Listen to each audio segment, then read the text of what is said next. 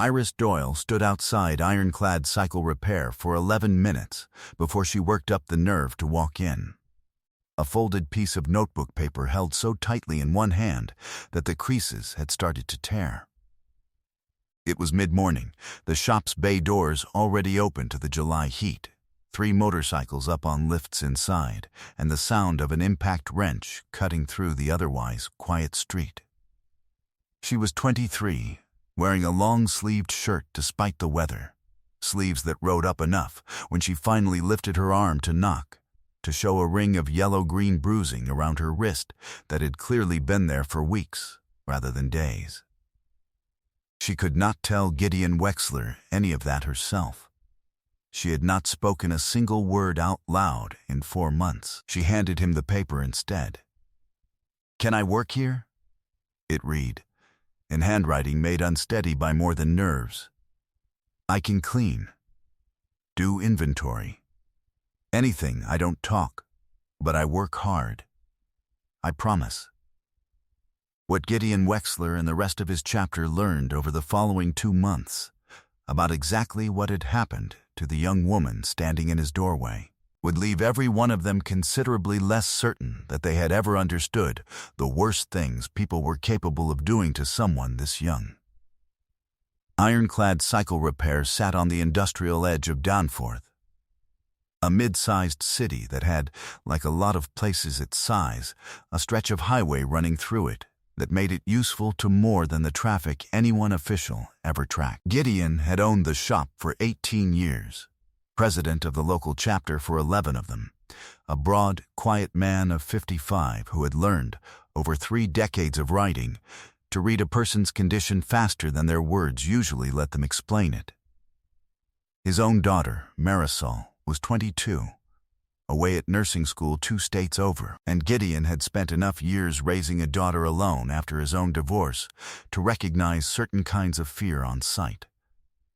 The specific vigilance of someone whose body had learned the hard way which situations required constant tracking of every exit in a room.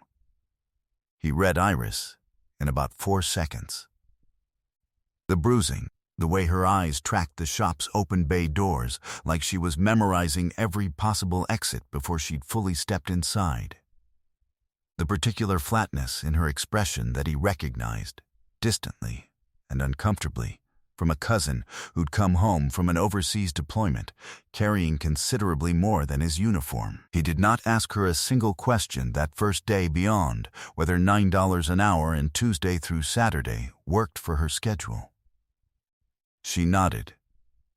He showed her where the cleaning supplies were kept, gave her a key to the back office, and told her, in the plainest terms he had, that nobody in that shop would ever raise a hand or a voice to her, and that if anybody ever did, she should tell him immediately, in writing or however else worked, and he would handle it personally. She wrote back, on the same worn notebook paper, her pen moving in handwriting still unsteady from nerves, the words practically whispered onto the page. "Thank you." That's more than most people say out loud. Before we get to what Gideon eventually learned about her, if this is your first time here, go ahead and hit subscribe so this story doesn't get lost in the feed, and drop your city or state down in the comments below. I read every single one, and it means more than you'd guess to see how far a story like this can travel. Now, back to Ironclad Cycle Repair, because the truth behind Iris Doyle's silence was about to matter a great deal more than anyone in that shop understood watching her sweep the floor that first afternoon. Iris had grown up in foster care from the age of 11, cycling through 6 placements by the time she aged out of the system at 18 with a duffel bag and considerably less preparation for independent adult life than anyone in charge of her case ever seemed to account for.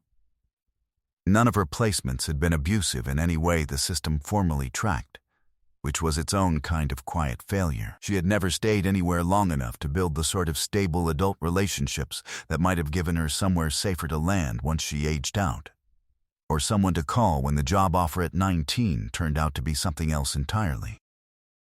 She had been 19, homeless for the second time in a year, alone in a way few 19-year-olds ever have to fully understand, when a man who introduced himself with a name she now knew was not his own had offered her a job and a place to stay that seemed, at the time, like the first lucky break she'd had in longer than she could remember. What followed, over the next 4 years, was not something Iris could put into words even now, on paper, in the careful, limited way she communicated with anyone. She had given Gideon and the shop's part-time counselor, a trauma specialist named Dr. Alvarez, the chapter arranged for within the first month. Only pieces of it, in the order her own mind allowed her to release them, rather than any order that made narrative sense to anyone listening. Confinement. Threats specific enough that she believed every one of them. A slow, deliberate erosion of anything that might have let her ask for help even in the rare moments she had a chance to. She had stopped speaking 3 weeks before her escape, the specific silence settling over her the night a man she trusted enough to ask a single desperate question punished that question severely enough that some part of her decided, without her fully choosing it, that speaking was no longer a risk worth taking. Dr. Alvarez called it a trauma response, a documented and recognized reaction in survivors whose bodies had learned correctly that words had cost them too much for too long. She had not spoken since, not because she physically could not, but because some essential trust required for speech had not yet found its way back. Her escape had come 3 months before she showed up at Gideon's door, during a police raid on a property 2 counties over that had nothing directly to do with rescuing her specifically. She had been present when it happened, one of 4 young women the operation uncovered, and had spent the following weeks moving through emergency shelters and victim services offices that meant well, and were, universally, overwhelmed past their capacity to give any single survivor the sustained attention her particular silence required. She had chosen Ironclad because of a sign in the window that said "Help Wanted, No Experience Necessary," and because something about a shop full of men who looked considerably rougher than most people she'd learned to trust felt, paradoxically, safer than an office full of people who smiled the way the man who trafficked her had once smiled at strangers. Gideon and his crew learned the fuller shape of it gradually, over 2 months of Tuesdays and Saturdays, through Dr. Alvarez's careful updates and through notes Iris left when she felt ready to leave them. Never through a single conversation that covered all of it at once. She started small. A note explaining she preferred the back office to the front counter, since the front counter's window made her feel watched. A note asking whether it would be all right if she brought her own lunch, rather than joining the crew's usual order. Not because she disliked their company, but because eating in front of people still felt, some days, like more exposure than she could manage. Each request was granted without comment or negotiation, and each grant, Dr. Alvarez told Gideon later, did more to rebuild Iris's trust than any single conversation could have. Each new piece of the fuller timeline landed on the shop like a separate, specific blow. The fact that she'd been 19 when it started. The fact that 4 years had passed with dozens of people who might have noticed and hadn't. The fact that her own silence, 4 months deep by the time she reached them, had been the direct cost of the one time she'd tried to ask for help.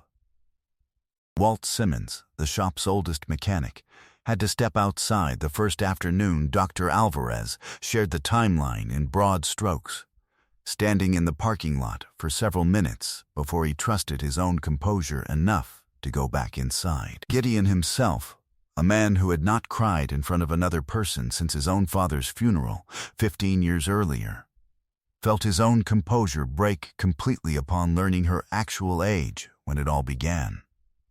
Something in his chest going cold at the arithmetic of it, before the grief caught up.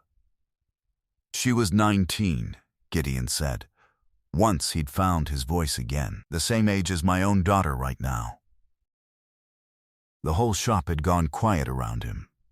the specific silence of grown men confronting a version of harm none of them had fully let themselves imagine existed this close to their own ordinary lives. Iris did not know, at first, that Victor Odell had evaded the raid that freed the other 3 women. She learned it from a victim's advocate 3 weeks into her job at Ironclad, delivered as carefully as such information can be delivered, along with the plain fact that as the one survivor capable of identifying him with total certainty, she remained a loose end he had every reason to want tied off. The advocate had offered her the option of relocating somewhere further away, a common safety measure in cases like hers. And Iris had declined, writing only that she had spent 4 years being moved by other people's decisions and did not intend to let one more person's danger dictate where she was allowed to build a life. He found her 4 weeks later, in the parking lot behind Ironclad, having tracked her through a chain of information considerably more patient and resourceful than anyone had accounted for. He did not approach loudly. He appeared at the edge of the lot one evening as she was leaving, standing close enough that she recognized him before she consciously registered why her whole body had gone rigid with a fear 4 months of relative safety had not come close to erasing. She could not scream. She had not been able to scream in 4 months. She froze completely instead, the only thing her body still remembered how to do under that specific kind of fear. Exactly the way she had learned to freeze for 4 years as the safest available option. Her hands, hanging at her sides, had begun trembling before she'd even fully processed why. It was Walt, closing up the shop behind her, who noticed the man standing too still at the edge of the lot and the particular rigidity in Iris's shoulders that did not match anything about an ordinary end of shift. Walt had worked beside Gideon for going on 15 years, one of the 2 members Gideon trusted most in exactly this kind of moment. A man who had raised 3 daughters of his own and had learned, somewhere in the middle of that, to notice fear in someone else's posture before it ever reached their face. "Iris," Walt said, keeping his own voice level. "You know this man?" She did not need to speak. The look on her face, when Walt saw it clearly, was answer enough. Walt did not approach Victor directly. He walked to Iris instead, put himself between her and the parking lot's edge without making it look like anything more than a coincidence of timing, and got her moving back toward the shop's open bay door while he pulled out his phone, dialing 911 with the specific efficiency of a man who had decided, in the space of 2 seconds, exactly what this moment required, and in what order.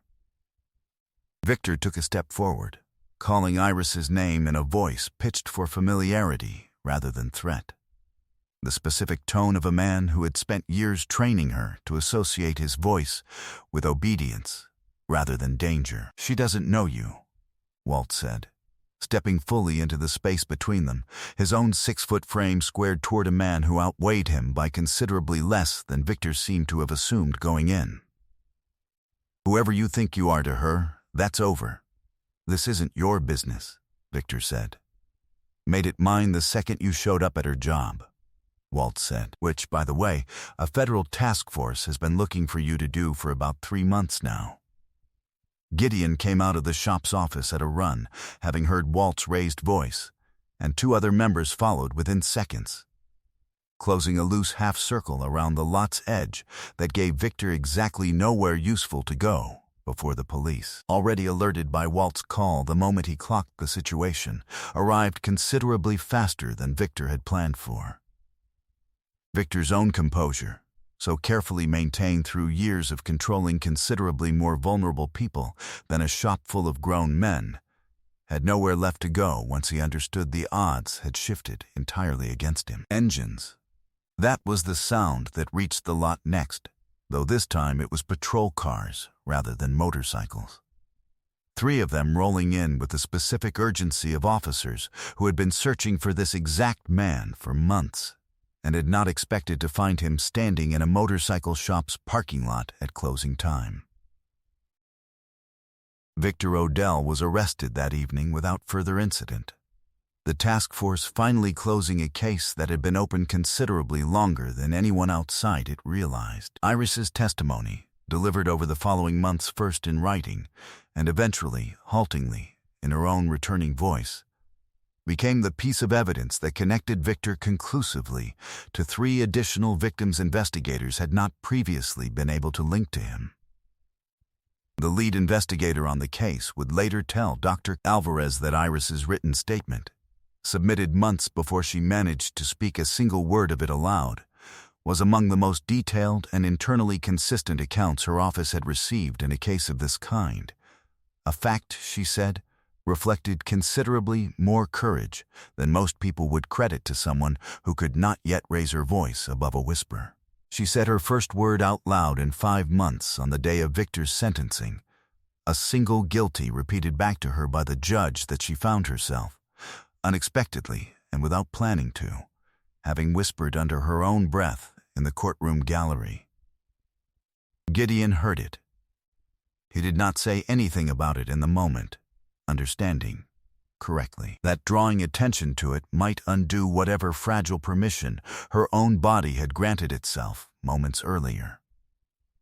He mentioned it to her 3 days later instead, gently, and watched as something in her composure finally broke. Tears coming for the first time since he'd known her, not from grief, this time, but from something closer to relief. Iris still works at Ironclad, full-time now, promoted to running the shop's parts inventory system she rebuilt from scratch in her first year, a system Gideon says has cut their ordering errors by more than half, and that he has since started recommending to 2 other chapter-owned shops in neighboring towns. She speaks in short sentences most days, still finds long conversations exhausting in a way Dr. Alvarez says may improve slowly over years rather than months, and has, in the 18 months since Victor's arrest, begun speaking to other survivors through the same advocacy office that once connected her with Gideon's shop. In whatever capacity her own healing allows. She started, 6 months ago, sitting in on intake meetings as a quiet, silent presence for new arrivals still in the earliest and most frightening stage of leaving. A role the advocacy office created specifically because so many survivors responded to her presence in the room in a way they did not respond to well-meaning professionals alone. She keeps that original folded note in a drawer at her apartment, the one that asked only for work and promised nothing beyond effort in return. She says, on the rare occasions she talks about that day at all, that writing those 4 sentences was the bravest thing she has ever done, considerably braver than anything that came after, because it was the first time in 4 years she had asked for something and let herself believe an answer might actually come. Gideon still keeps a folder in his office desk with copies of everything the shop did to help her case move forward. Dr. Alvarez's invoices, the advocate's letters, a printed copy of the article about Victor's sentencing that ran in the local paper. He says he does not need the reminder of what happened. He keeps it, he says, as a reminder of what a shop full of ordinary, unremarkable men turned out to be capable of once they decided a stranger's safety mattered as much as their own families. If this story reached you, if you believe survivors deserve to be met with patience rather than pity, and safety rather than suspicion, share it with someone who needs the reminder that healing rarely announces itself all at once. Subscribe so you never miss the next one. And down in the comments, tell me where you're watching from tonight, and whether you believe silence can be its own kind of survival, and if you believe Iris deserved every ounce of safety she finally found at that shop. Type strength below so she knows it reached you too.